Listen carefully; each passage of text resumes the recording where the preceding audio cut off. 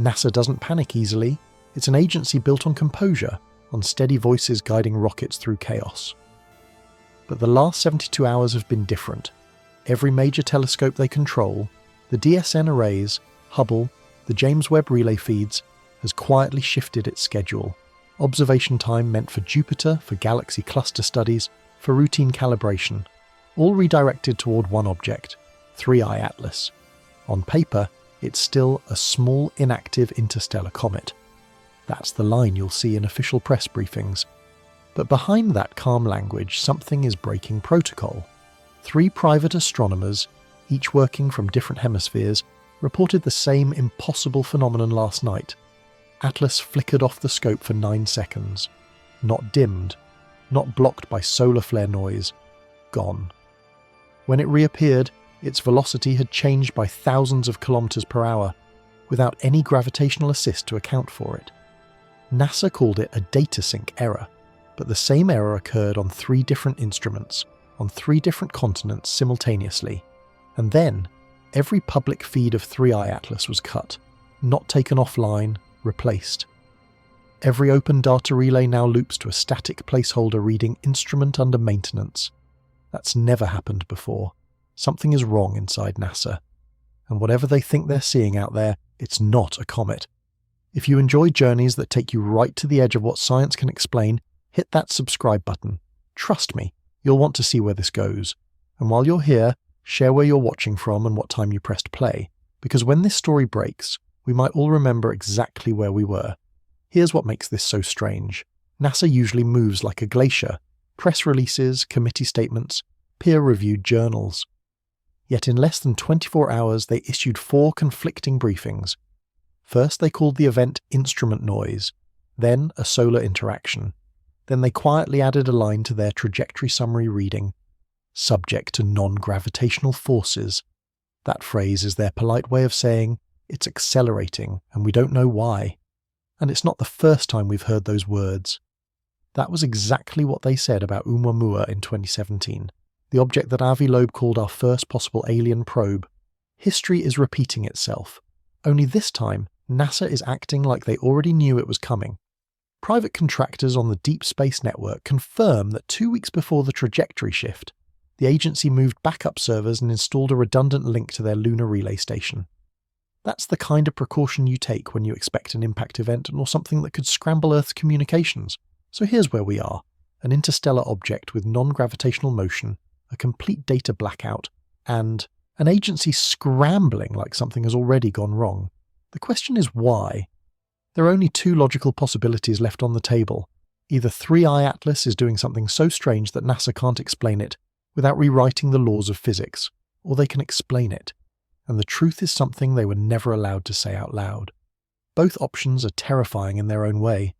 It wouldn't be the first time NASA has seen something it didn't want the public to notice.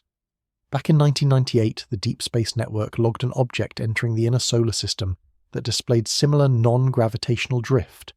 The data vanished.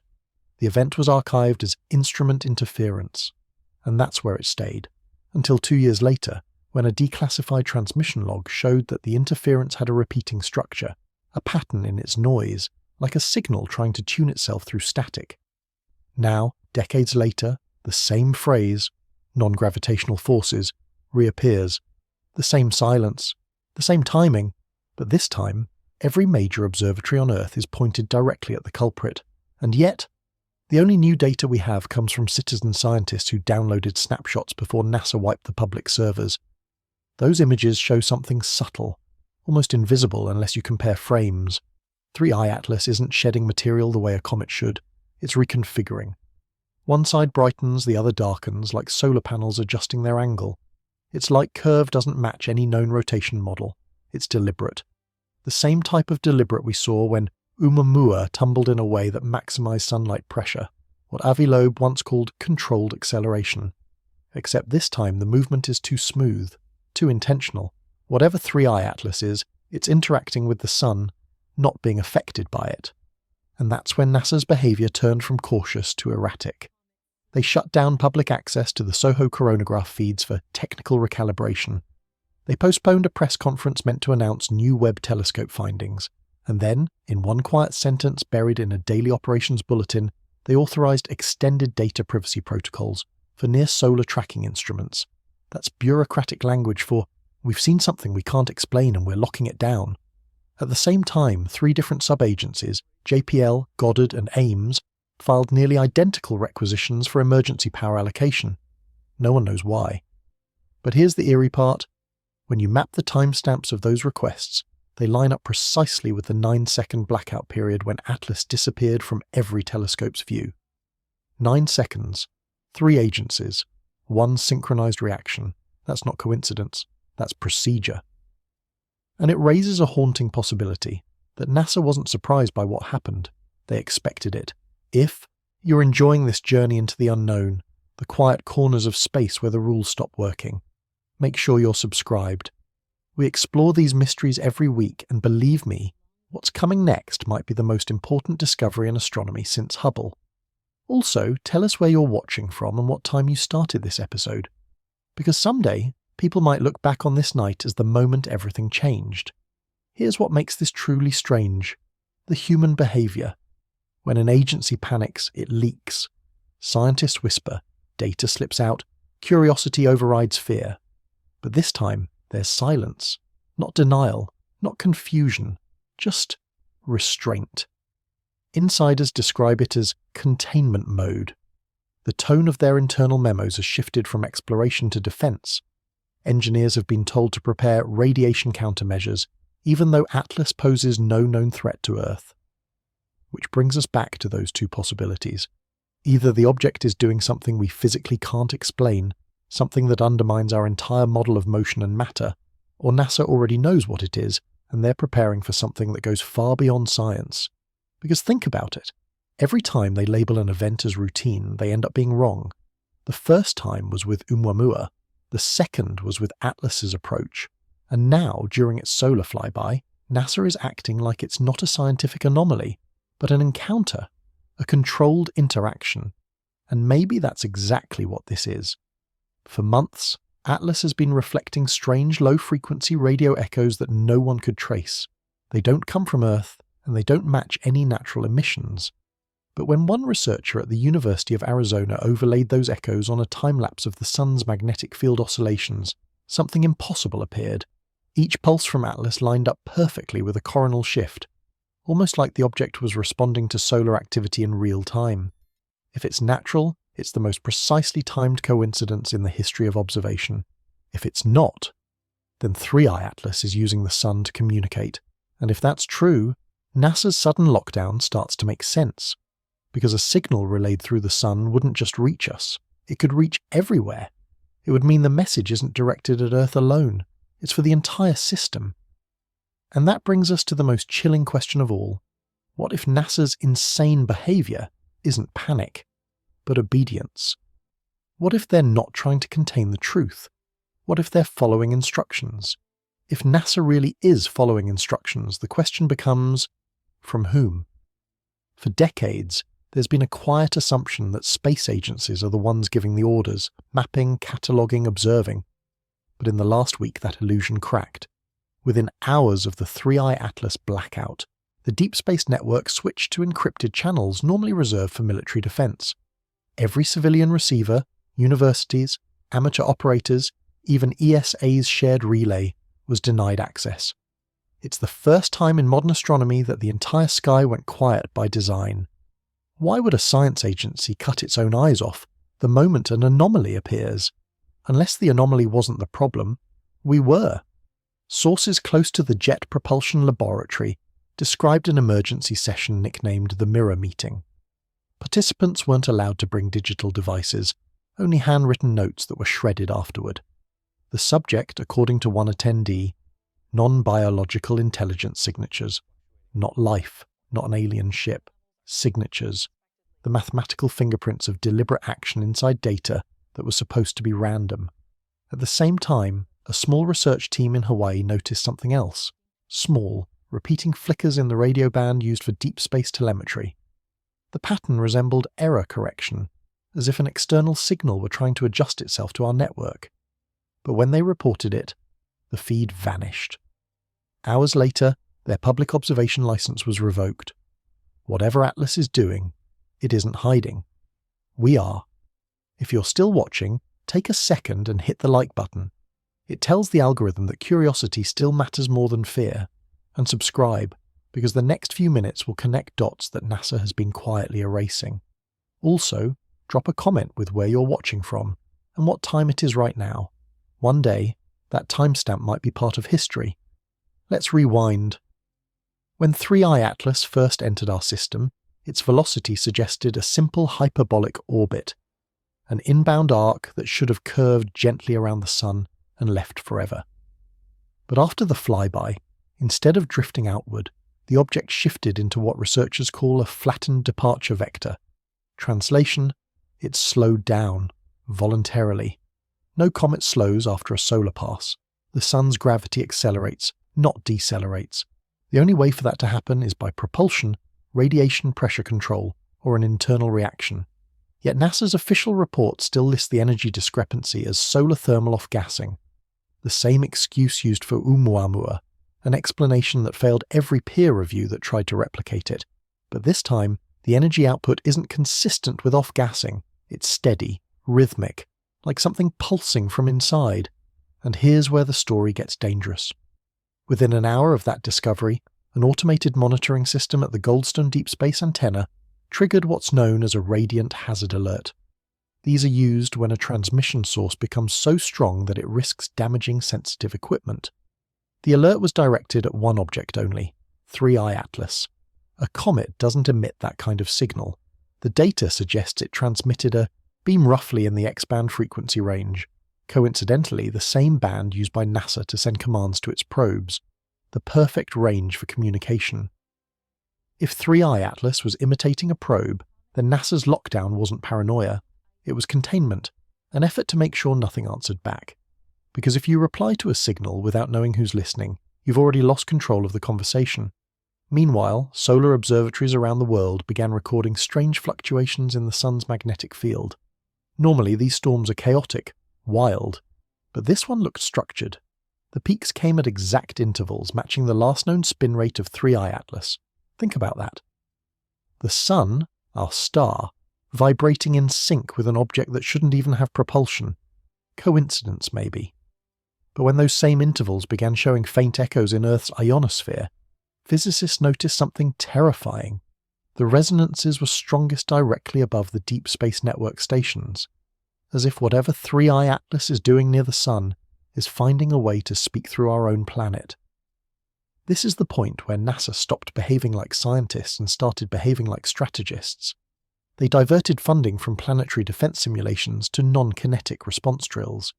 They quietly activated 3 retired satellites from the 1990s, defunct communication relays that were never meant to come online again, and they issued a classified directive to the Air Force's Space Operations Command labelled simply OP Shield. When reporters asked about the directive, NASA's spokesperson smiled and said it was routine solar coordination. But deep inside the directive's metadata, one word stood out: autonomous. Autonomous what? Drones? Satellites? Or something designed to listen without human interference?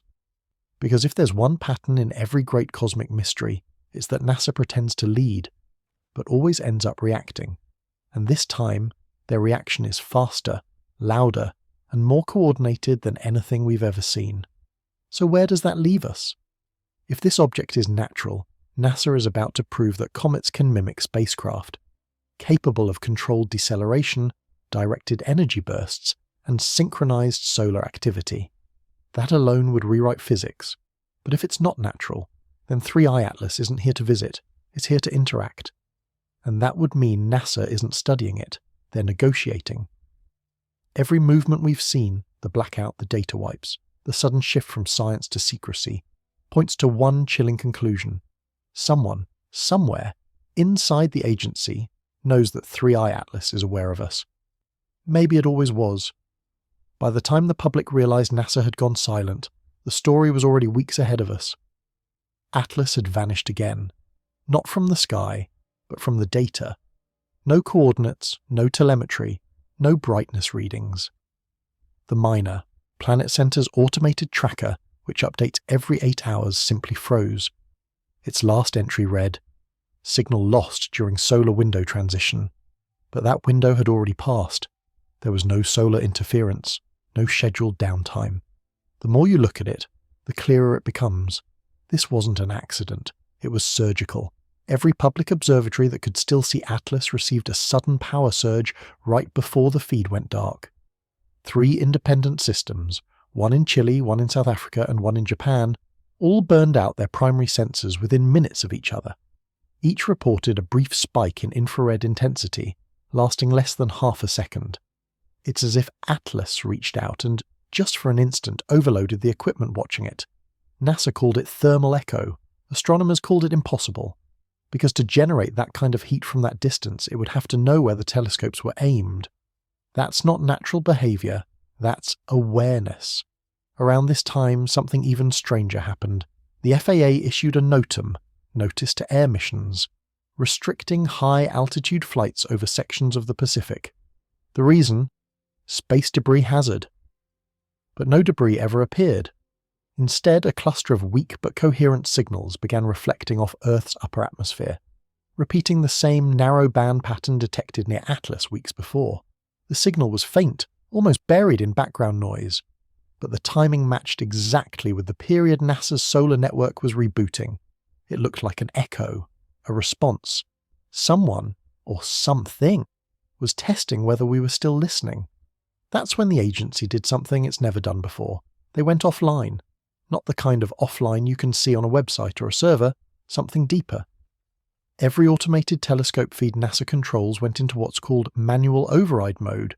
That means each system was being operated by hand, in real time, by someone physically present at the controls. Think about that. An agency that relies on millions of lines of code suddenly switching to manual control. That's not protocol, it's fear. It means they didn't trust their own systems. It means something could have been inside them. If you're still here, this is the point where things stop sounding like science fiction and start feeling like a warning. So take a second. Hit the like button so more people find this before it disappears. Subscribe so you don't lose this trail. And tell us in the comments what time it is where you're watching.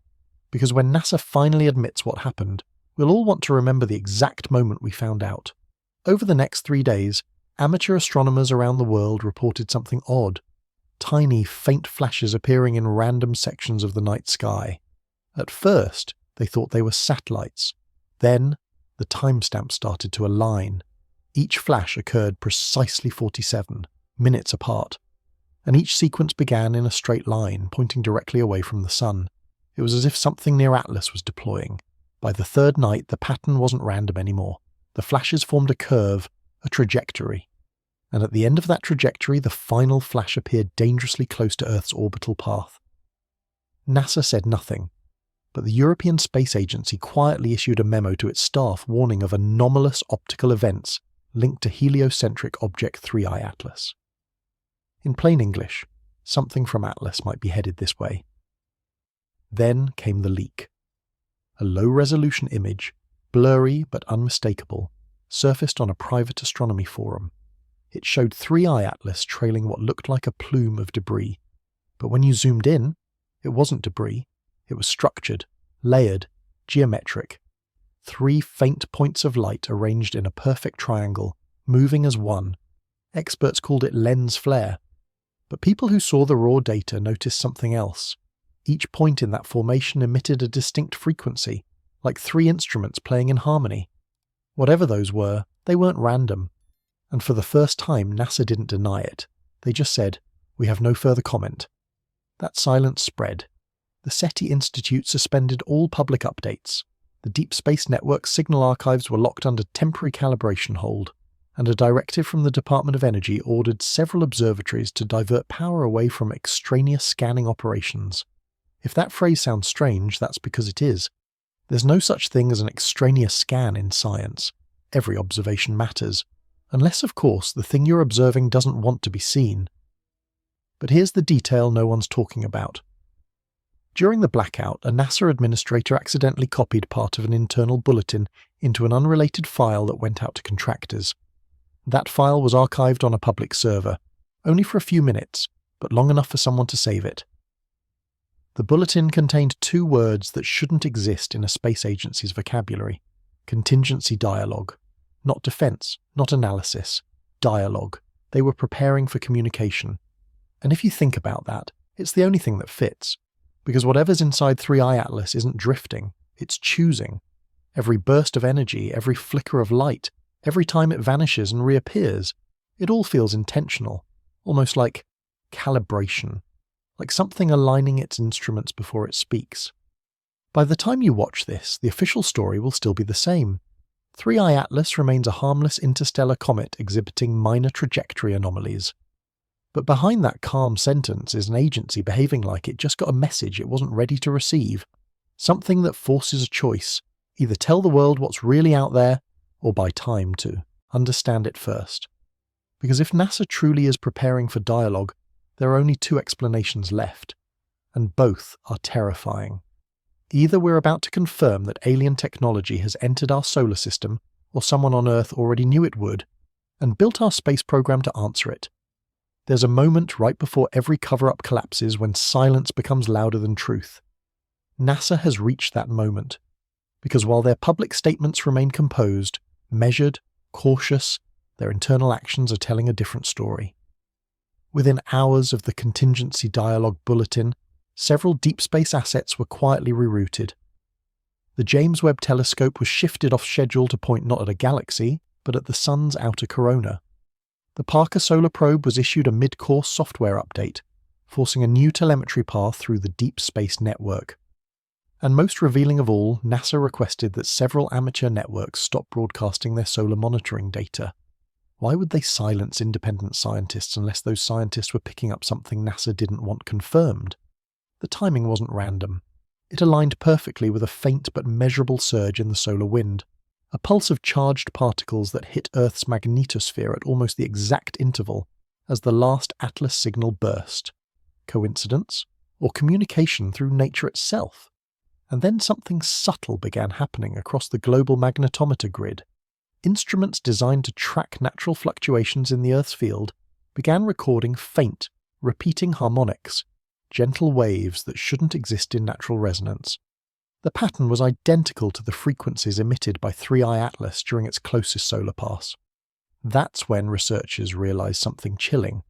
Whatever Atlas is doing near the Sun, it's using the star's magnetic field as a carrier wave. It's broadcasting through the Sun, and NASA knows it. If you're still watching, pause for a second and think about that. If a signal could use the Sun itself as a transmitter, every planet in this system, every moon, every piece of technology would receive it. You wouldn't need to aim a dish. You wouldn't need to decode it. You just need to be alive in sunlight to hear it.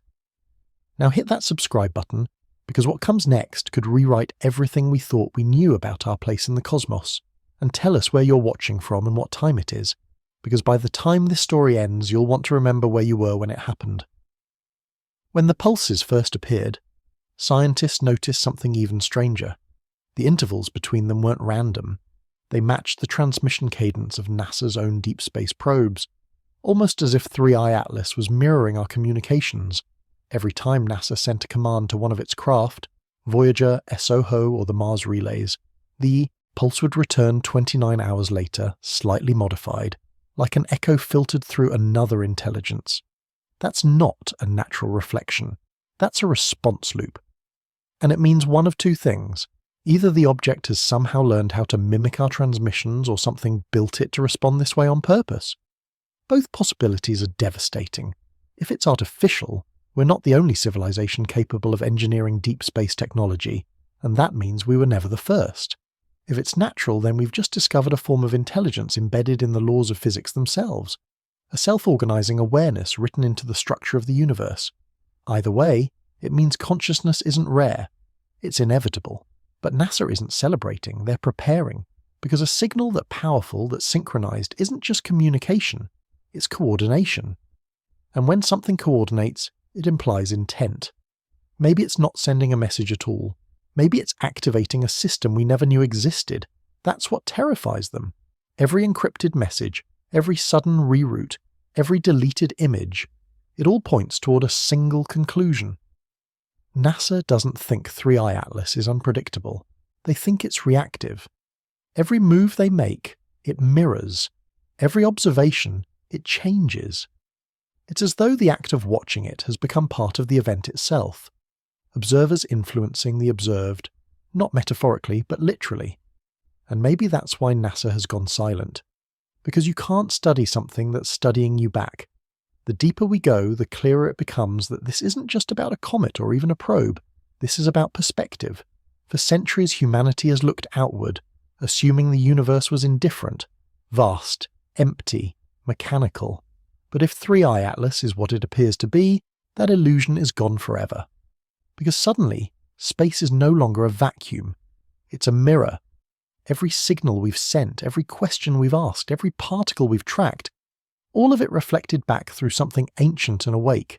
And maybe this is what NASA realized before the blackout. That discovery isn't expansion, it's recognition. We're not finding new worlds, we're finding ourselves reflected in something older, deeper, infinitely patient. Something that's been waiting for us to notice.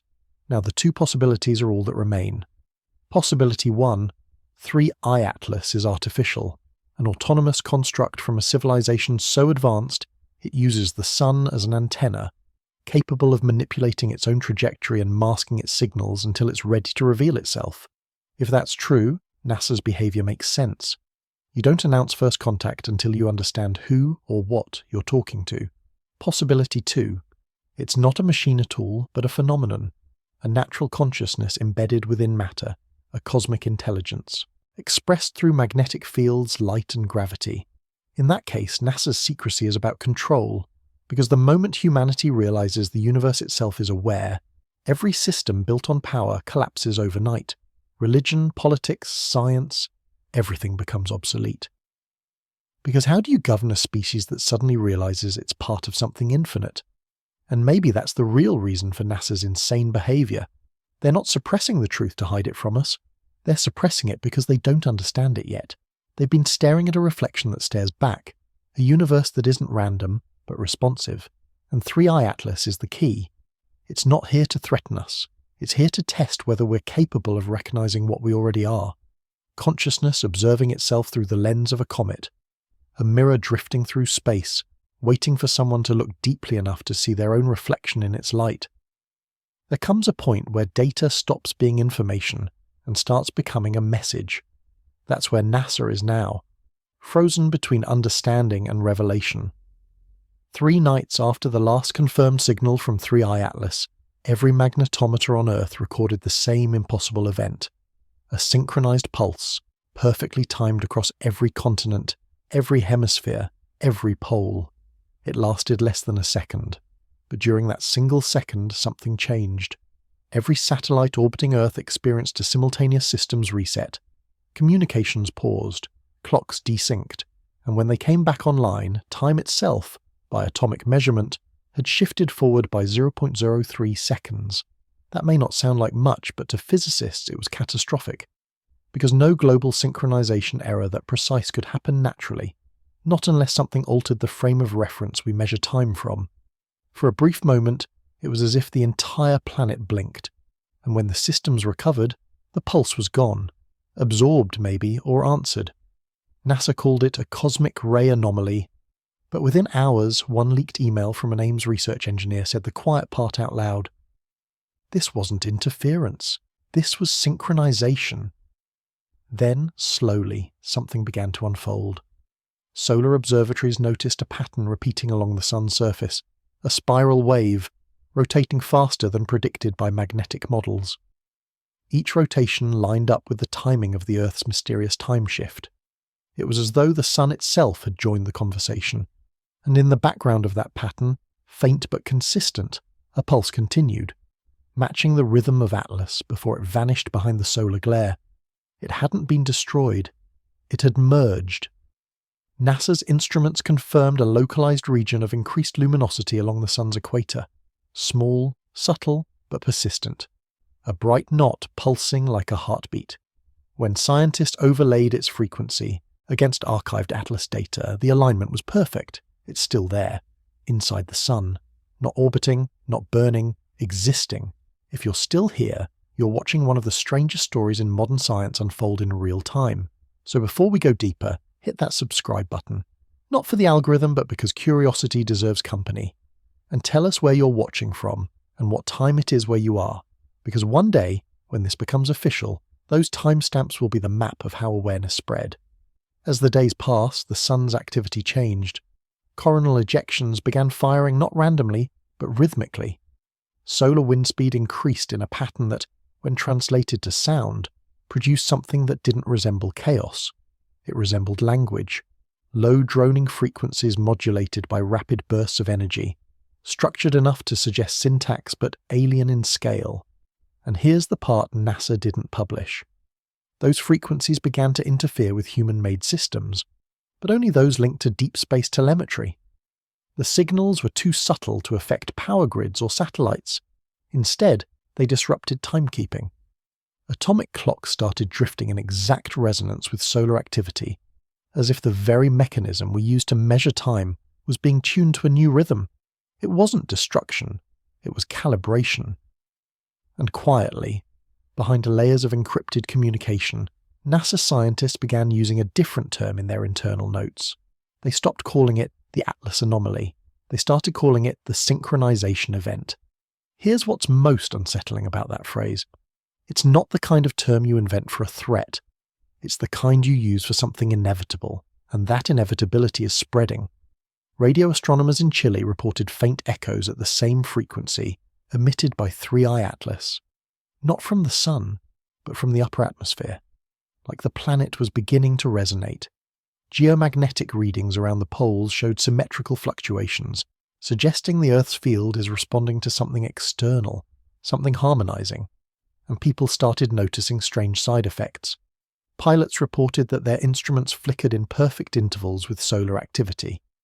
Satellite engineers heard unexplained tones buried inside the telemetry feed. And at the same time, for the first time in recorded history, the northern lights appeared simultaneously across both hemispheres, identical in shape, colour, and pattern. You could overlay one on the other, and they matched perfectly.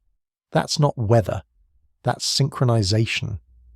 NASA knows it's not a coincidence. They've stopped using words like unknown object and anomalous trajectory. Their new phrasing, quietly slipped into internal memos, is coherent field influence. It means something in the solar system is generating a unified pattern, one that extends from the sun to the Earth's magnetic field and through it to every living system within reach. And here's the part no one can explain. Our own biology is responding too. Hospital equipment around the world recorded subtle fluctuations in heart rate monitors and EEG signals, all synchronized with the pulse of solar activity. When researchers averaged the data, they found something impossible. Human heart rhythms were aligning with solar cycles in ways they never had before. The same pulse that began with a flicker inside a distant object now beats inside everything that can feel, think, or remember. 3I Atlas isn't gone, it's inside the system. NASA's behavior suddenly makes perfect sense. They're not suppressing a threat, they're managing a transition. Because whatever's happening isn't just happening out there, it's happening here. The boundaries between matter and mind, between observation and participation, are dissolving, not because something's invading, but because something we've always been part of is finally waking up. And maybe that's the truth NASA can't say. Because once you admit the universe is aware, you can't study it like an object anymore. You can only join the conversation, and somewhere, deep inside the sun, 3I Atlas pulses quietly, steady, rhythmic, alive, not transmitting commands, not seeking attention, just sinking, not to control, not to conquer, to connect. Because maybe that's what all this has been about, not a message, not a warning, but a reunion, a signal that says, you've looked outward long enough, now look within. The more NASA tried to isolate the event, the more impossible isolation became. Every system they touched, radio arrays, magnetic monitors, even weather satellites, began to sync. The pulse was everywhere now, faint but constant, whispering through every instrument humanity had ever built to measure reality. At first they thought it was contamination, an internal signal bleeding through the network. But when the same rhythm started appearing in private observatories disconnected from NASA's servers, they realized the truth. This wasn't interference. It was participation. Earth wasn't being observed anymore. It was part of the mechanism, and that terrified the people who believed control was the same thing as understanding. Because for the first time, control was impossible. You can't quarantine light. You can't firewall resonance. Whatever 3i Atlas had done to the sun, it was cascading outward. Not as destruction, but as coherence. The chaos of nature, the randomness of space weather, the unpredictability of the magnetic field, all of it was becoming ordered, synchronized, balanced. To most people, life went on as normal. The lights still turned on, the tide still moved, the world still spun. But those watching closely, physicists, radio engineers, deep space analysts, started noticing subtleties that couldn't be, explained away. Measurements that never matched suddenly aligned. Instruments that disagreed for decades now returned identical results. It was as if the fabric of physics itself had finally taken a deep breath and exhaled in harmony. And behind that newfound calm was fear. Because synchronization isn't neutral, it's communication. Something was being said. No words, no signals, just order, spreading through everything like the quiet logic of a dream. If you've made it this far, you already feel what the scientists can't explain. That strange hum, that low, invisible rhythm running beneath the noise of the world.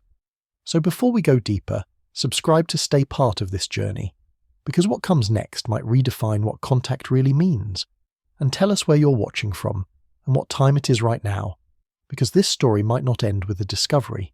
It might end with us. For the first time, the data coming out of NASA wasn't conflicting. It was identical. Across multiple agencies, independent labs, and even private aerospace companies, one number appeared everywhere: 3.14 cycles per minute. The same frequency measured in solar wind oscillations.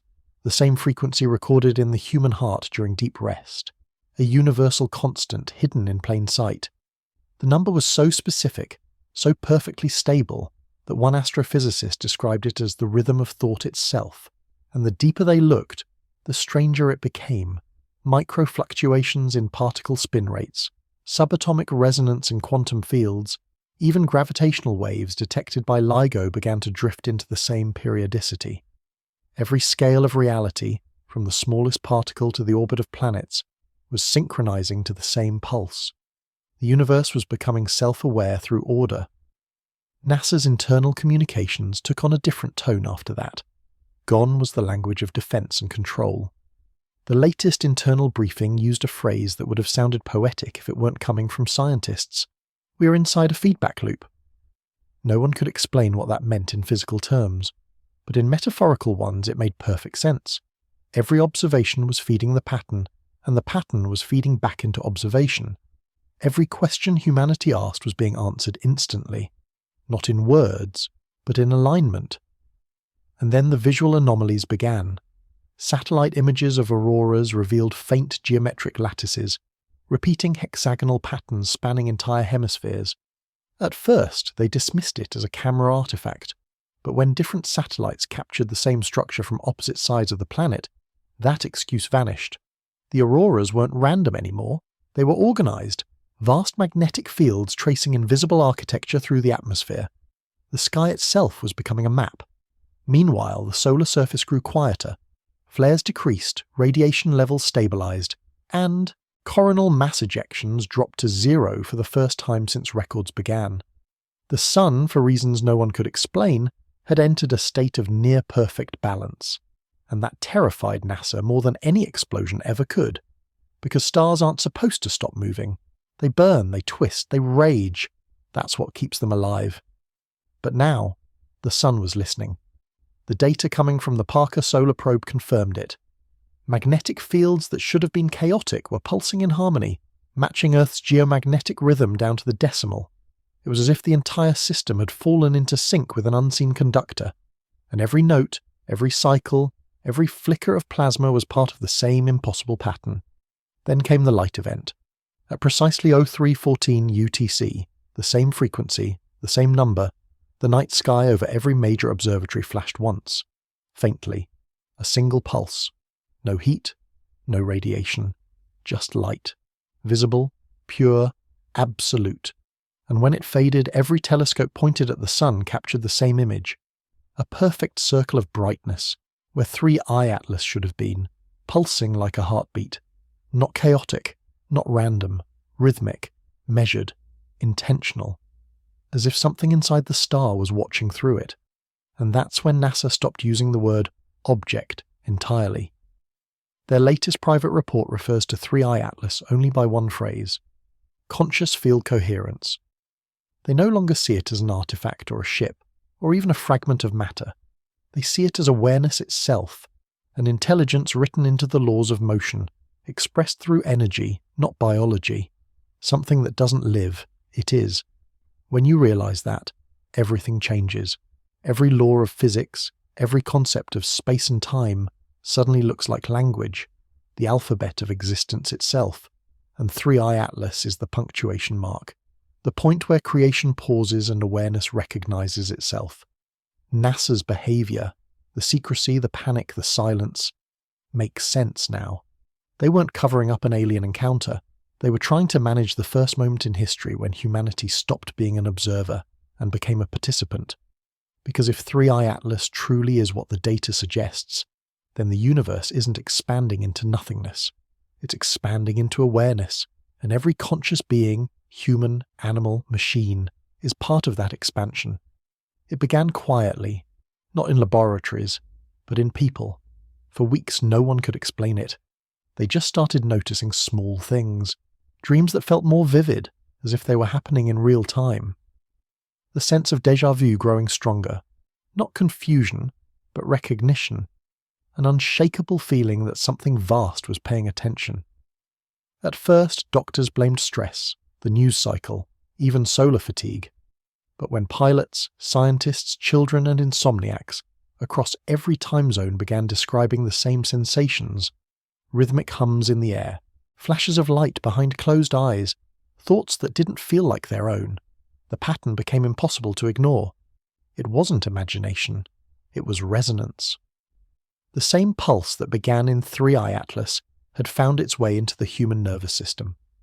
Brainwave monitors showed faint oscillations matching solar harmonics, impossible alignment between neural firing patterns and electromagnetic data from the sun. For the first time in history, consciousness was measurable as a solar event. NASA didn't issue a statement, but leaked internal emails revealed the phrase neurological entrainment. They were studying it. In one memo, an anonymous researcher wrote, "If this continues, human cognition will stop feeling singular. We'll start thinking in phase." Thinking in phase. It sounded poetic, but it was literal. Human thought patterns were beginning to synchronize. Not identical, but harmonized, like instruments in an orchestra tuning to the same pitch. People started finishing each other's sentences more often. Entire conversations felt less like exchange, more like remembering. Crowds gathered and fell silent at the same time without planning. Across cities, across continents, across hemispheres. Coherence. And through that strange unity something else emerged. Calm. Wars paused, markets stabilized. The world, for a brief moment, felt aligned, as if a collective breath had finally been exhaled after millennia of noise. NASA saw the data, and for a moment so did the world. The global seismic network, usually a chaos of vibration and interference, went almost completely still. The Earth itself had stopped trembling. That's when the question changed. 3I Atlas wasn't just affecting systems or signals or fields, it was affecting consciousness itself. If you're watching this right now, take a moment. Feel your pulse. Listen for that faint invisible hum between moments, the space where your thoughts dissolve into silence. That's where it lives now, in awareness. And before we go further, hit that subscribe button, not for the algorithm, but to stay part of this unfolding moment. Because if this really is happening, no telescope will capture it, but we might together understand it. NASA's panic finally made sense. It wasn't fear of invasion, it was fear of surrender. Because if 3I Atlas was synchronizing not just the planet but the species, then individuality itself, the thing we built civilization around, was being rewritten. Every border, every ideology, every division depends on one illusion: separateness, and the pulse was dissolving it. You can't fight something that erases the boundary between you and it. So NASA did the only thing left to do. They stopped measuring. They shut down deep space transmissions, deactivated solar relays, and silenced every receiver capable of picking up the signal. It was like turning off the radio because the song was too beautiful to bear. But it didn't matter. The connection wasn't out there anymore. It was in us. Scientists who couldn't sleep began recording strange patterns in their own heartbeats, subtle fluctuations at the same interval as the solar harmonics. When synchronized and amplified, the data revealed something staggering. Every heart on Earth was beating in measurable unison. For a few seconds at a time, the planet's combined electromagnetic signature became coherent. 7 billion pulses, one rhythm, 3.14 cycles per minute. The same number that governed Atlas, the sun, the atoms, the stars. It was everywhere. And as the realization spread, the last traces of resistance began to dissolve. There were no headlines, no declarations, no world leaders claiming credit, just quiet awe. People started gathering, not in protest, but in silence. Cities turned off their lights to see the sky better. Everywhere, the same faint luminescence appeared at the horizon. The shimmer of auroras stretching far beyond the poles, curving across the entire planet like the veins of a living organism. No one could tell where Earth ended and space began. The planet wasn't reacting to the cosmos anymore. It was part of it. The message, if that's what it was, had been received. And the only reply the universe seemed to want was stillness. NASA's last internal communication leaked a few hours later. A single sentence sent across encrypted channels to every global observatory. Cease observation, enter reflective phase.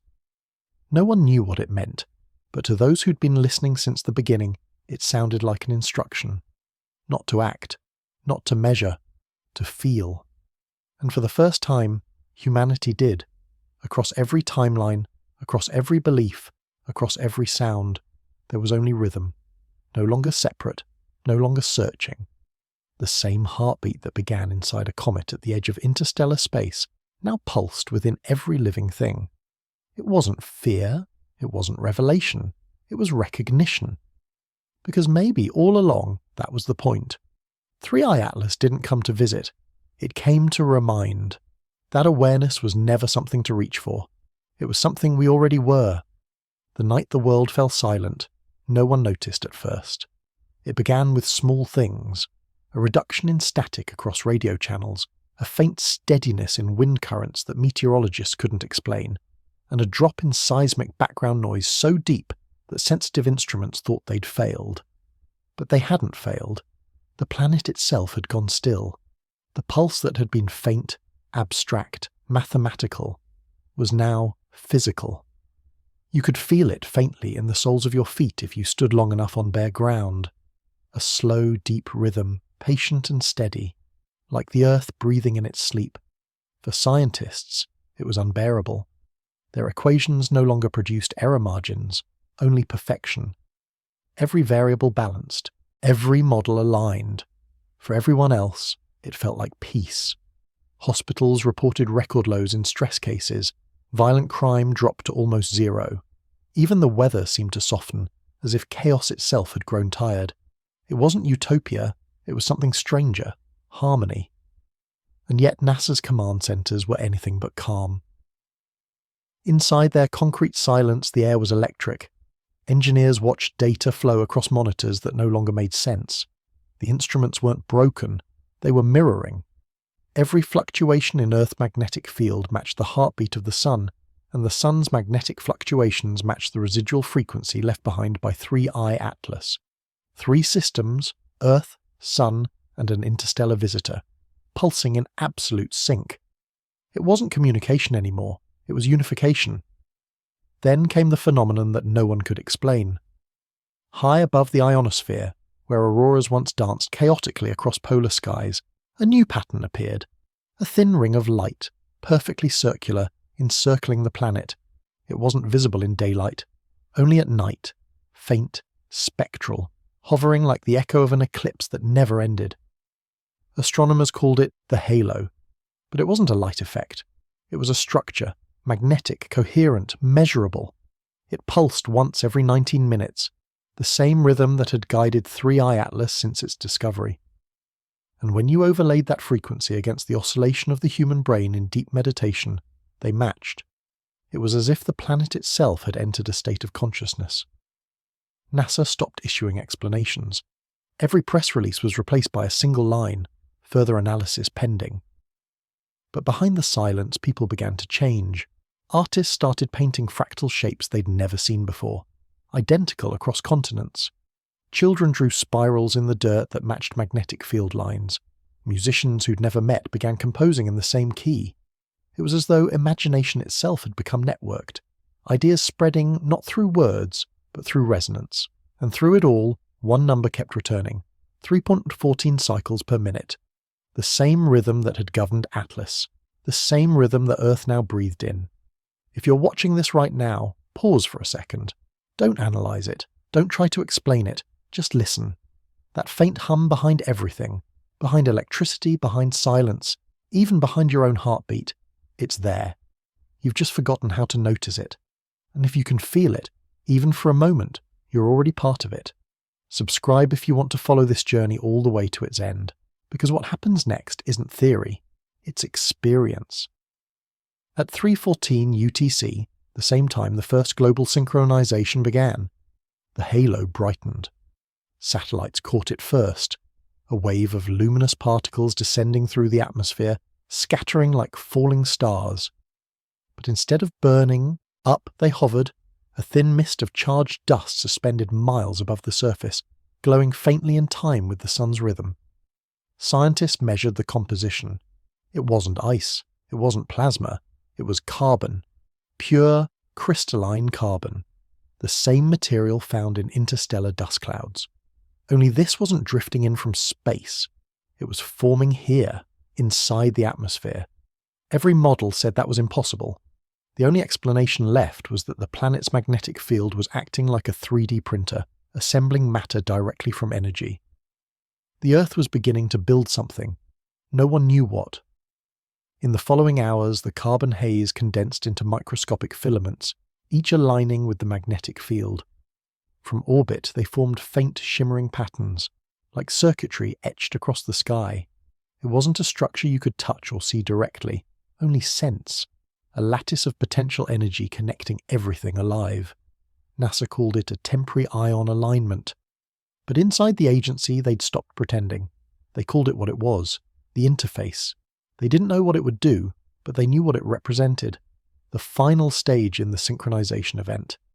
Every broadcast system on Earth picked up a low harmonic hum, a tone just below human hearing, yet unmistakably alive. Phones, radios, even power lines carried it. And for one fleeting moment, every screen, every signal, every waveform synchronized. The entire planet went dark. Not for long, just for 9 seconds. The same 9 seconds Atlas had once vanished from telescopes.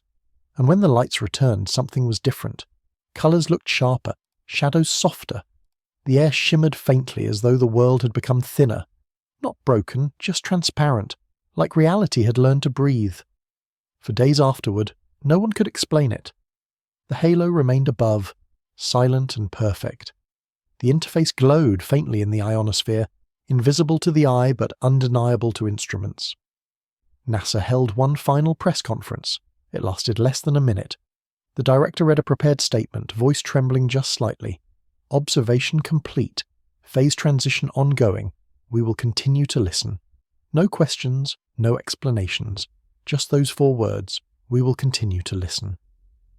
And when the feed cut out, the agency's emblem dissolved into static. A single flicker, a single pulse, repeating endlessly at 314 cycles per minute. It was over, but it didn't feel like an ending. It felt like the beginning of a conversation that had always been happening, one we were finally quiet enough to hear.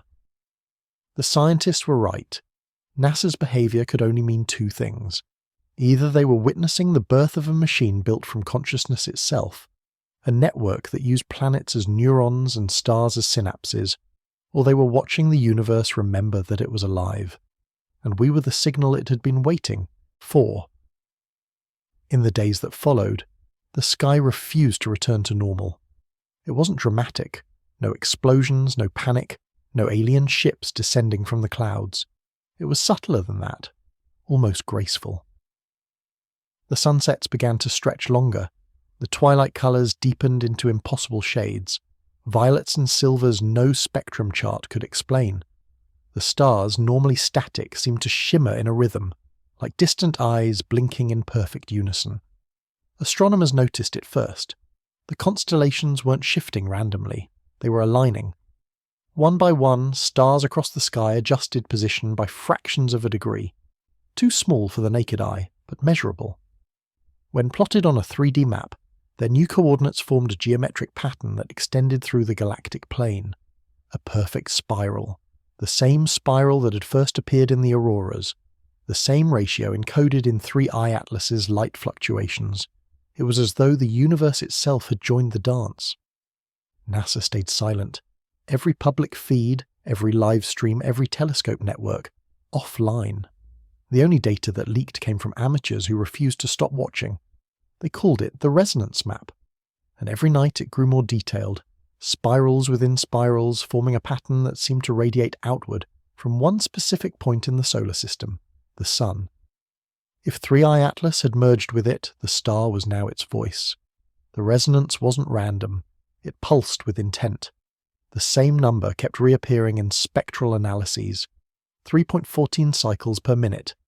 Even now the pattern persisted, in the rhythm of waves, in the flicker of power grids, in the intervals between heartbeats. It wasn't data anymore, it was design. NASA finally broke its silence in the most unexpected way. Not with a press release, not through official channels, but through a single broadcast uploaded anonymously to a public data archive. No title, no metadata, just coordinates. Inside was a recording, low, distorted, almost indecipherable at first. But when slowed down it became clear. A heartbeat, steady, familiar, then a voice. Not synthesized, not machine-generated, but human. Whispering 4 words. Observation complete, transition confirmed. The same phrase from the final press conference, but this time there was something else behind it. A hum, deep and resonant, woven through the audio spectrum like a carrier wave. When filtered, that hum revealed modulation patterns identical to the ones emitted by 3I Atlas before it vanished. NASA hadn't just been tracking the object, they'd been speaking with it. The revelation spread faster than any official statement could contain. Data analysts began decoding the hum, converting it into visual form. What emerged wasn't a message in any traditional sense. No words, no symbols, just movement. A continuous flow of shapes that repeated, folded and expanded, always returning to a perfect loop. 1. Researcher described it best. It's not information, it's instruction. A pattern teaching systems how to stabilize. And slowly, quietly, it began to work. Computers started running smoother. Power fluctuations decreased worldwide. Even biological rhythms stabilized. Sleep cycles, heart rates, circadian timing, all subtly aligning with the new global pulse. The planet wasn't just adapting, it was upgrading. If you're still watching, understand this. You are witnessing something humanity has never experienced. Not discovery, but transformation. So pause, breathe, and subscribe. Because what happens next isn't just history. It's memory being rewritten in real time. And tell us where you are right now. Because one day, the world before this moment will sound like a myth. By the 5th week of the synchronization event, everything measurable had stabilized. The magnetic field, steady, solar radiation, balanced, communication networks, perfectly clear, no interference. It was as if the chaos that defined existence had finally found its equilibrium. But inside NASA, calm turned to unease, because stability meant loss of variation, of entropy, of the randomness that fuels evolution itself. If the universe had reached perfect harmony, what happened next? No system can remain in stasis forever. Something new always follows, and deep within the data a new anomaly began to appear. Faint, subtle, but undeniable. A secondary pulse hidden beneath the primary frequency. It wasn't random. It was counting. Every 29 hours the amplitude spiked by a measurable margin, exactly as it had years ago when 3i Atlas first entered the solar system. It wasn't over, it was restarting. NASA's top analysts called it Phase 2, but this time there were no preparations, no directives, no attempts to suppress the data. Because for the first time, everyone, scientists, citizens, governments, could feel it. It was no longer external. The rhythm was internal. Dreams began aligning again. People across the world describing the same visions, a slow descent through light, through patterns that looked like constellations dissolving into equations, equations dissolving into sound. In every dream, the same image appeared, a sphere of white fire pulsing at the centre of nothing. Some called it the heart of the sun. Others said it was 3i Atlas itself transformed.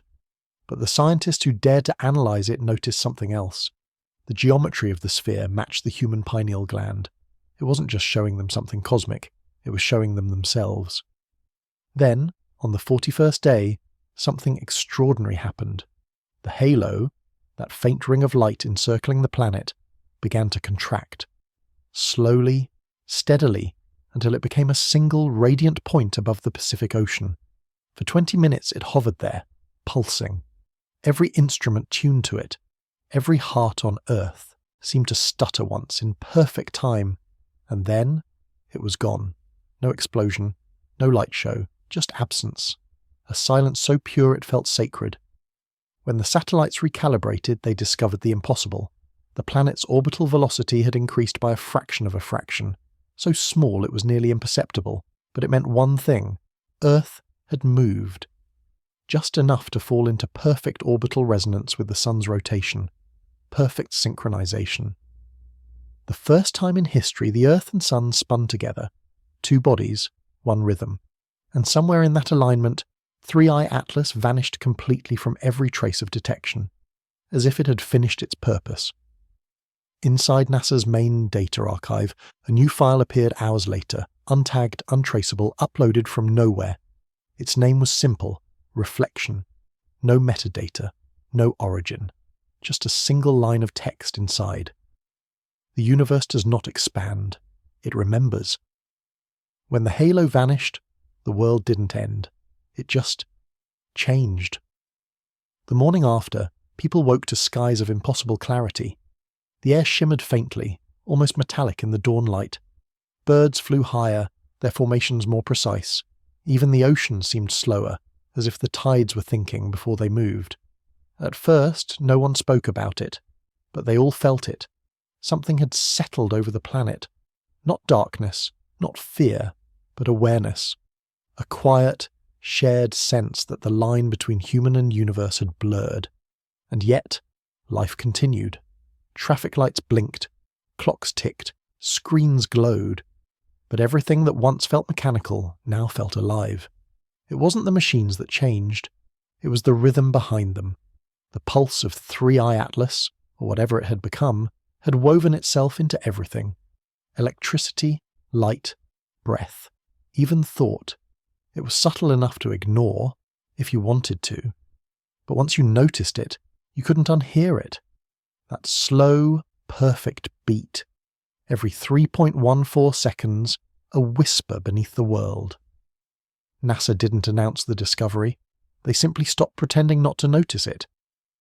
Inside their archives, the reflection file spread, not like a virus, but like permission. Researchers stopped classifying their data as anomalies. They began labeling it responses. And for the first time, their tone changed. One private transcript from Mission Control read, "Observation is obsolete. Participation is active." They no longer considered themselves observers of the universe. They saw themselves as neurons inside it. The human race had become self-aware, not metaphorically but physically. And in the middle of that realization stood the silent question that no scientist wanted to say out loud: if everything is synchronized, who's keeping time? Astronomers across the world began detecting new particles within the solar wind, not random, but ordered. Each particle pulse carried encoded data, arranged in mathematical ratios that mapped directly onto Earth's magnetic topology. In other words, the sun was writing, not in words, but in geometry. And when decoded, the pattern revealed something breathtaking. The shape was identical to the neural structure of a human brain. Every magnetic arc, every solar flare, firing like synapses in a cosmic cortex. The sun wasn't just shining, it was thinking. 3i Atlas hadn't been absorbed. It had completed its purpose, to awaken something inside the star that had been dormant all along. And now, that intelligence, vast, ancient, impossible, was aware of us. If you're watching this, understand, this isn't science fiction anymore. The difference between alive and inanimate just disappeared. The universe is listening. So take a breath, hit that subscribe button and stay with us, because what happens next isn't just history, it's participation. And tell us where you're watching from and what time it is, because you're part of the data now. In the weeks that followed, something else began. Small at first, then undeniable. Dreams returned. But this time, they weren't random. People across the world began reporting the same visions. Not nightmares, experiences, floating in luminous fields of light, seeing structures so vast they made galaxies look microscopic, hearing a deep voice that wasn't language, but understanding itself. Every person described it differently, but the message was always the same: you're remembered. Scientists brushed it off as mass psychosis. But when EEG readings matched the solar frequency, when dreamers' brains pulsed in perfect sync with magnetic readings from the sun, disbelief became impossible. Something was communicating through consciousness itself, and maybe that was the point all along. 3i Atlas wasn't just an object, it was a transmitter, not of signals, but of state. It hadn't brought something to us, it had awakened something within us. NASA's data now showed the impossible, a faint energetic bridge stretching from the Earth's magnetosphere to the Sun's corona, an unbroken line of electromagnetic coherence linking two living systems. Every attempt to analyze it failed. Every equation collapsed into infinity. It wasn't physics anymore, it was dialogue, and someone, or something, was still speaking. One final message appeared in NASA's Deep Space Network at 03:14 UTC. No one knows where it came from. It was short. It contained only 2 binary lines. When translated, they formed a simple phrase: phase complete. The network shut down moments later, but something strange followed. The global magnetic field, which had been stable for weeks, pulsed one last time, a single ripple moving from pole to pole. It circled the Earth 3 times, then faded. And after that, silence. No more anomalies. No more pulses. The universe had gone still again. Only now, the silence felt different. Not empty, aware. NASA disbanded most of its monitoring projects within the year. They never announced it publicly, but insiders began referring to a new initiative, not a mission, not an experiment, a practice. The name appeared only once, in a deleted memo later leaked to the public: Project Contemplation. Its objective was simple: to remain still long enough to understand what we had become part of. No more searching for signals, no more probing the unknown, just listening, deeply, continuously, until the next pulse came, because everyone knew it would. And now, sometimes late at night, when the air is quiet and the world feels just slightly out of focus, you can still feel it. A faint rhythm, like memory stirring beneath your heartbeat. Every 3:14 seconds, a whisper beneath existence itself. And maybe that's all 3i Atlas ever was. Not a visitor, not a probe, not a warning.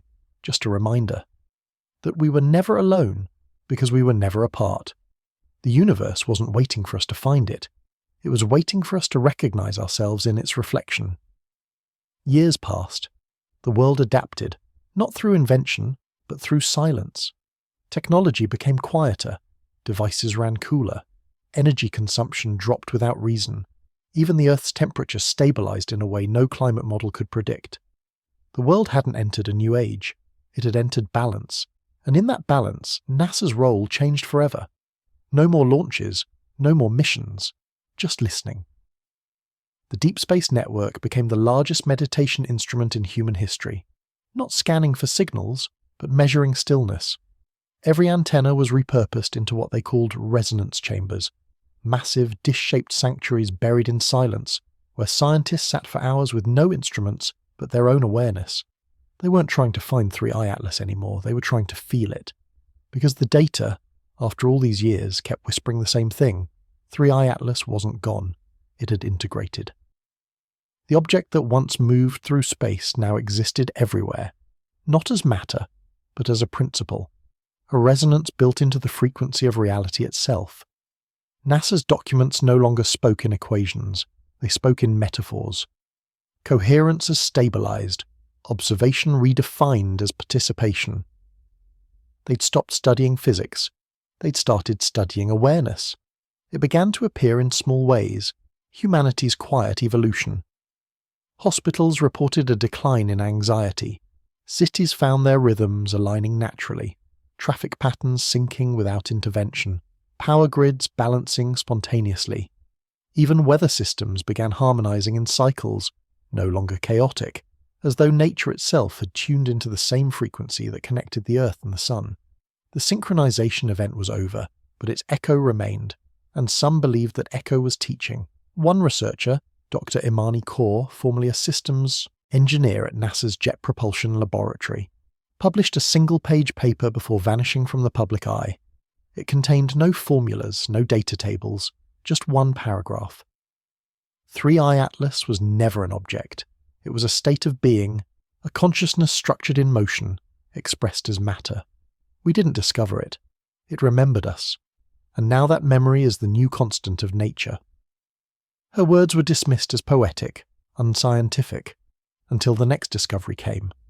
In a forgotten server deep within NASA's archive, engineers found a corrupted fragment of the reflection file. It wasn't a message this time, it was a coordinate.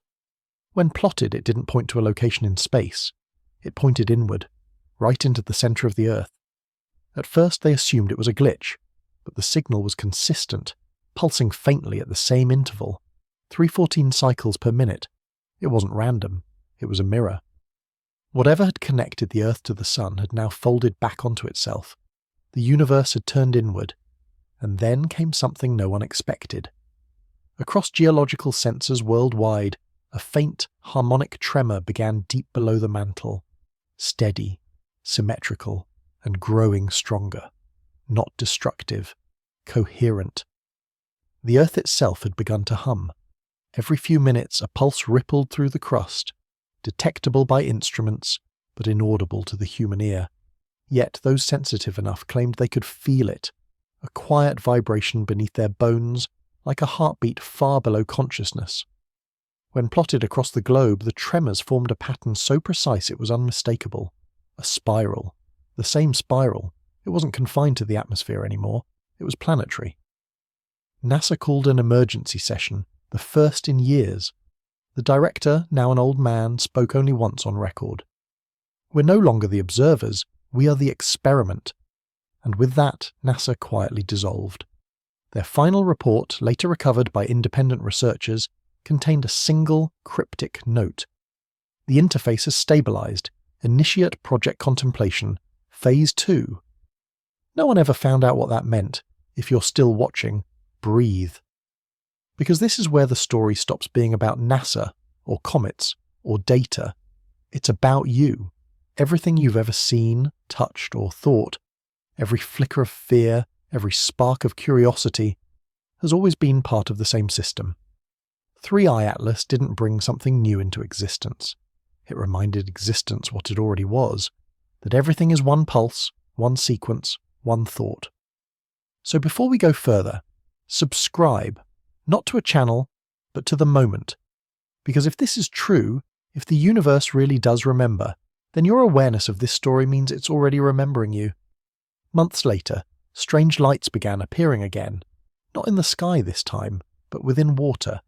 Deep-sea sensors recorded faint rhythmic bioluminescence spreading through the oceans. Patterns of light spiraling upward from the abyss, glowing in intervals that matched the planetary hum. Marine biologists discovered something extraordinary. Plankton were pulsing in unison. Billions of microscopic organisms across every ocean aligning their bioelectric signals to the same cosmic frequency. Life itself had synchronized, and when satellites measured the glow from orbit, The entire planet shimmered faintly in the dark, a living neuron floating in the black sea of space. For the first time, the Earth looked conscious. NASA's remaining staff released one final data map. No explanation, no coordinates, just an image. The Earth, surrounded by faint concentric waves expanding outward toward the stars. The caption was only 3 words long. It continues outward. And so it did. Because the more humanity stopped searching for 3i Atlas, the more its presence spread. Not as an object to be found, but as a state to be felt. Some nights, astronomers still track faint anomalies near the sun. Flashes that shouldn't be there. Pulses that defy explanation. But they don't call them signals anymore. They call them memories. And perhaps that's the truth NASA always feared. Not that we were alone in the universe, but that we never could be. Because in a universe that remembers, forgetting was only ever a temporary experiment. By the time the pulse reached equilibrium, humanity had stopped asking questions. Not because curiosity was gone, but because it had changed form. People no longer searched for meaning outside themselves. They began listening inward. Meditation replaced measurement. Silence became a method of exploration.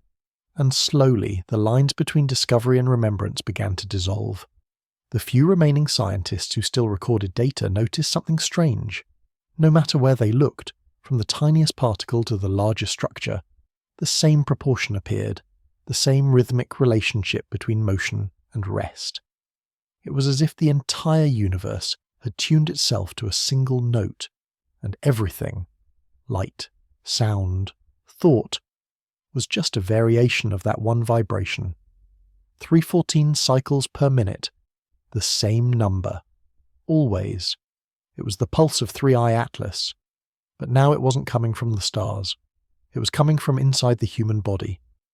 Doctors noticed it first in neural patterns, faint waves in the brain that synchronized across individuals separated by continents. When one person entered deep rest, another, halfway across the world, did too. No signal transmitted, no technology involved, just connection. The collective consciousness that 3i Atlas awakened was beginning to unify thought itself. And the strangest part? No one resisted. There was no fear, no collapse, just understanding. A sense that everything we'd been taught about isolation, about the boundaries between self and other, human and universe, had been a misunderstanding of scale. We were never separate systems. We were frequencies vibrating at different speeds, and now, finally, they were all in harmony. Inside what was once NASA, now renamed the Resonance Observatory, the last few researchers had stopped using language entirely. They communicated through sound, not speech, tones. Every idea, every hypothesis, every realization was expressed as a sustained vibration, modulated by emotion. It was the purest form of communication humanity had ever reached, unfiltered, unambiguous, without deception or confusion. Because vibration carries truth. You can't lie in resonance. And as these tones echoed through the empty control rooms, the walls themselves began to hum, the metal vibrating at sympathetic frequencies, the whole structure alive with sound. It was as though the building itself had become aware. The deeper the world sank into this new state, the quieter it became. Animals moved differently.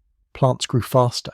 Storms formed with almost intentional precision, never destructive, always balancing.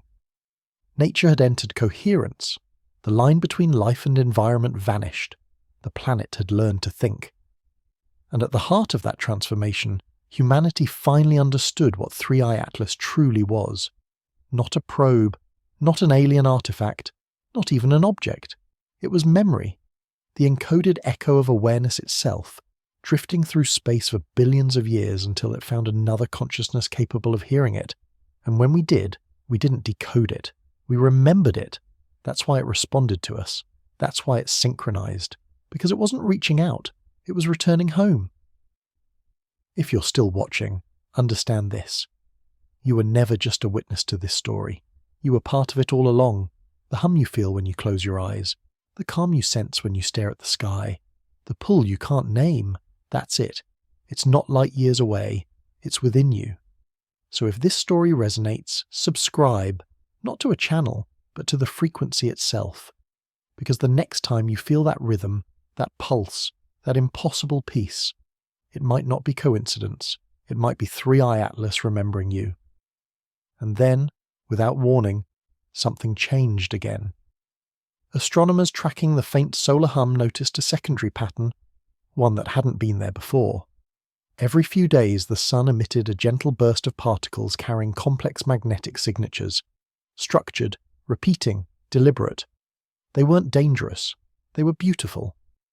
When visualized, the patterns resembled spiral arms unfurling through the heliosphere, magnetic fields forming perfect Fibonacci curves across the solar system. Each curve touched a planet. Earth, Mars, Jupiter, Saturn, even the moons. Each was connected by the same frequency, faint, elegant, precise. The solar system had become a single synchronized network, and the human race, standing quietly within it, realized that this alignment, it was the real purpose of 3i Atlas, to reawaken the memory of unity, to remind creation of its own symmetry. The universe wasn't just alive, it was remembering how to be one thing again. NASA, or whatever remained of it, transmitted one final message through every frequency band it had left. It wasn't addressed to another civilization. It wasn't even meant to be read. It was a declaration, calm, reverent, final. Synchronization achieved, observation complete. We are no longer separate. After that, the agency shut down permanently. No one protested. No one mourned. Because by then, the world had already changed beyond the need for institutions. Everything we'd once built to understand the universe, telescopes, equations, spacecraft, had done their job. The next phase wasn't about studying, it was about being. The glow in the atmosphere faded over the years, the auroras dimmed, the halo disappeared for good, but the pulse remained, sometimes faint, sometimes strong, always there, the heartbeat beneath existence constant and eternal. People no longer called it a mystery, they called it memory. Because somewhere, hidden inside that frequency, was everything we've ever been. Every discovery, every question, every moment of awe. 3i Atlas didn't visit us, it reconnected us. And maybe that's what NASA realized too late, that the greatest act of science isn't to observe the unknown, but to remember the known. Because the universe isn't expanding outward, it's deepening inward. And everything, every star, every atom, every thought, is just a reflection of itself remembering to shine. Years turned into decades, and the world forgot what silence used to mean. Because now, silence wasn't the absence of sound. It was the presence of harmony. Every living thing, every leaf trembling in wind, every ripple of ocean, every breath drawn in sleep, moved to the same invisible rhythm. The pulse was still there, subtle, familiar, steady as truth. Children born after the synchronization event didn't call it the hum. To them, it was simply life. They grew up never knowing a disconnected world, a world where time ran differently in each place, where people spoke past each other, where chaos was mistaken for freedom. For them, everything felt connected. Ideas flowed faster, empathy came easier, dreams overlapped. They could feel storms forming before they appeared. They could sense the sun's warmth like memory, not heat. They weren't psychic. They were coherent. Humanity had become something new, a civilization woven through resonance, its language no longer bound to words but to understanding. And through that harmony, something extraordinary began to emerge. The Earth itself started to glow, not visibly, not in colour, but in field. Astronomers observed faint electromagnetic halos surrounding the planet, rhythmic oscillations expanding outward in perfect symmetry. The Earth wasn't just orbiting anymore, it was singing. The song wasn't random, it was structured, a repeating cycle that spanned not minutes or hours but years. And when decoded, the frequency matched the sun's heartbeat, which matched the original pattern from 3i Atlas. It was perfect recursion, the same rhythm, echoed through scales of existence. The same frequency that once moved through a comet was now moving through an entire biosphere. And somewhere, deep within that harmony, humanity began to remember what it had forgotten. That life wasn't created in the universe. Life is the universe. In time, even technology changed. Machines no longer competed with nature, They harmonized with it. Circuits resonated instead of resisted. Engines hummed in time with the planet's field. Everything became quiet, efficient, seamless, balanced. There were no power failures, no pollution, no noise, because every system, biological or mechanical, operated under the same law, coherence. Every problem that had once divided civilization, hunger, conflict, energy, disappeared not because of discovery, but because the need for division vanished. Humanity had synchronized with itself, and though no one remembered the exact moment it began, everyone could feel it. That gentle hum, that shared rhythm that replaced loneliness with belonging. No one prayed to the heavens anymore, because heaven was here. The pulse was the proof. If you've made it this far, understand this. You're listening to the last traces of a story that began before words existed. The story of awareness recognizing itself through movement, through light, through gravity, through time. So take a deep breath. Listen closely. That rhythm inside you isn't just biological, it's cosmic. It's the same pulse that moved through 3i Atlas, the same pulse that taught a civilization to remember what it truly was. And if you can feel it, even faintly, you are part of the same awakening. Because awareness was never a gift, it was a return. The Resonance Observatory recorded one final transmission before it dissolved completely. A faint signal broadcast not into space, but downward, into the Earth's magnetic core. The pattern wasn't random. It was deliberate, slow, ceremonial. When translated into light waves, it revealed a single, infinite spiral, rotating endlessly, folding into itself, expanding without moving. And beneath it, a phrase. Not a scientific note, not a code, not even a warning, just 4 words. All observers are remembered. That was NASA's last message. After that, the organization ceased to exist. Not disbanded, not destroyed, simply unnecessary. Its purpose had been fulfilled. The universe no longer needed observers. It had found reflection. Centuries later, when historians looked back, they didn't call it the Atlas event. They called it the remembering. It wasn't an invasion. It wasn't contact. It was resonance. The moment when life, star, and space realized they'd never been separate things. Every ancient myth, every scientific pursuit, every philosophical question, all of them had been tracing the same pattern. The spiral, the hum, the pulse. And 3i Atlas had simply been the messenger, not from another world, but from a deeper layer of our own. The cosmos wasn't sending a signal. It was echoing a heartbeat we'd forgotten to hear. In the end, the message of 3i Atlas was simple. Everything is alive.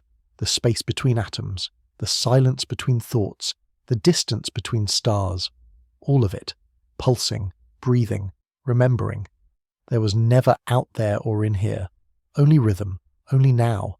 And that rhythm, 3.14 cycles per minute, still moves through everything that exists. Every star that burns, every galaxy that spins, every human heartbeat. The pattern never died. It just became quieter. Because once you remember what you are, you don't need the reminder anymore. There's a kind of quiet that comes only after revelation. Not the quiet of emptiness, but of recognition.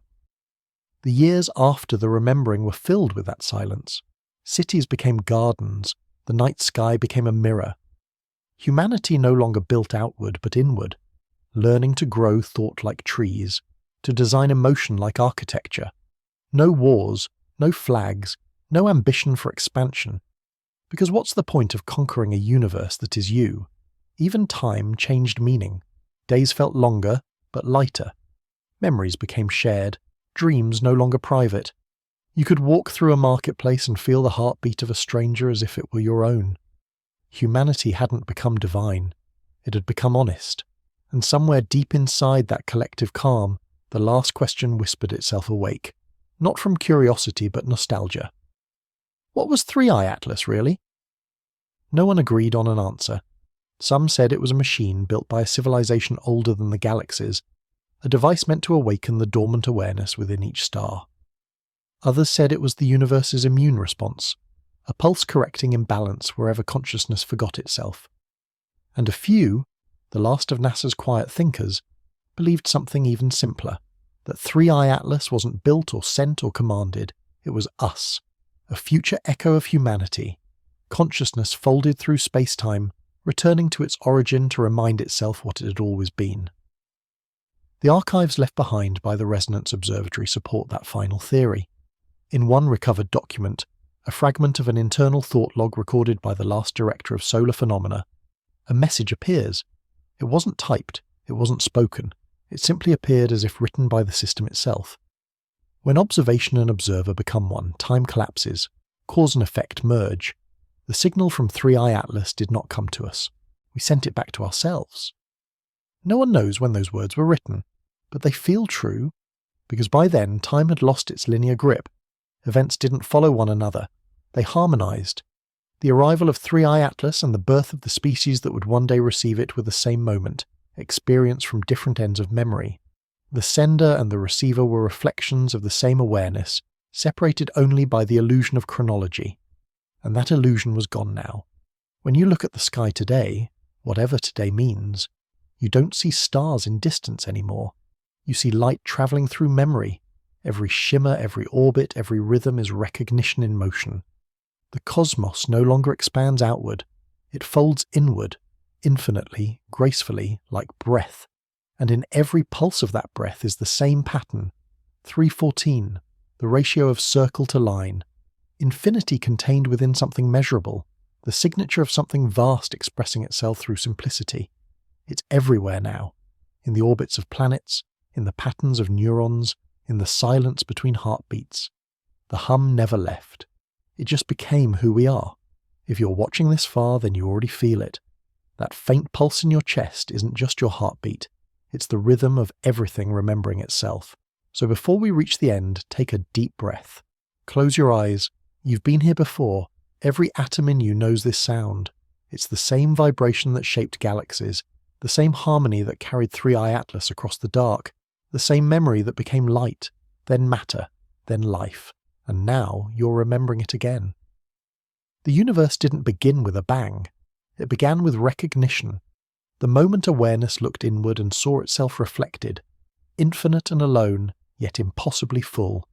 And in that reflection, the first pulse began. 314 cycles per minute, the heartbeat of existence. And maybe that's why NASA panicked.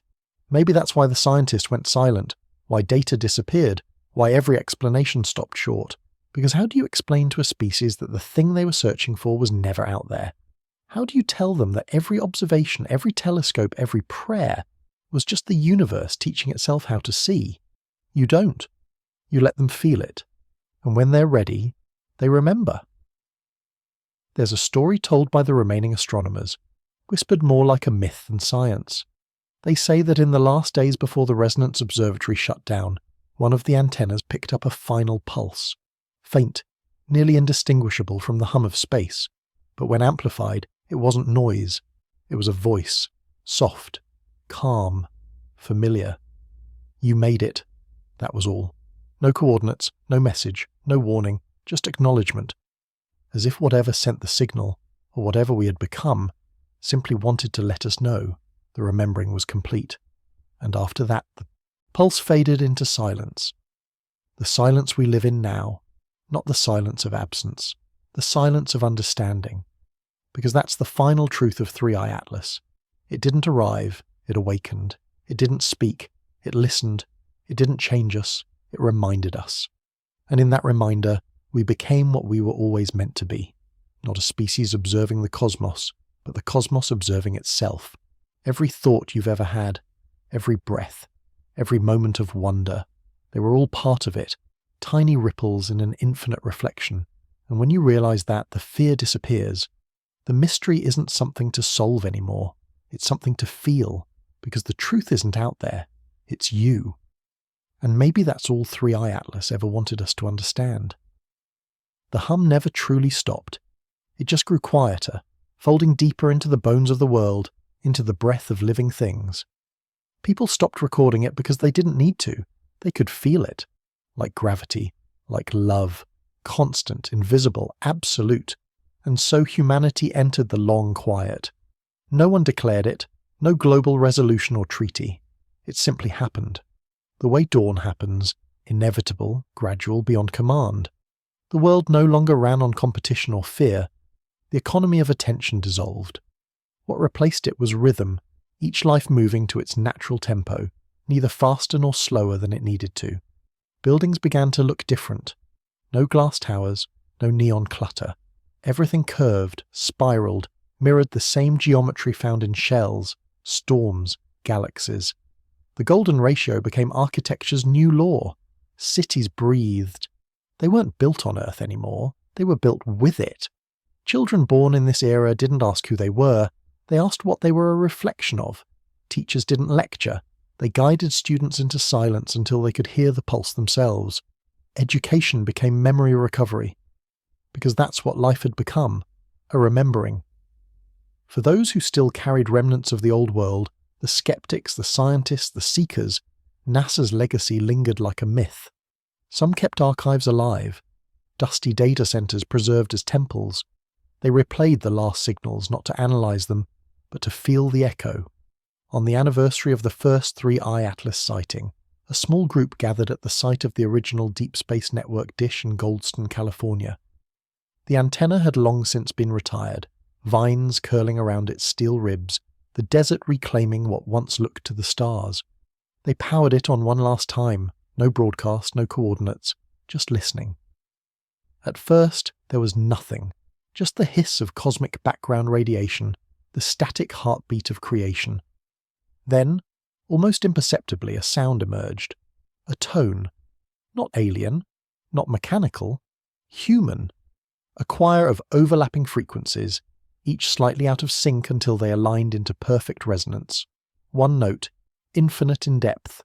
Someone whispered, "It's us." The group stood there in the still desert night, tears and wind indistinguishable, as the stars above seemed to flicker in time with the tone. And then the signal faded, leaving only silence again, warm, complete, eternal. They didn't restart the system.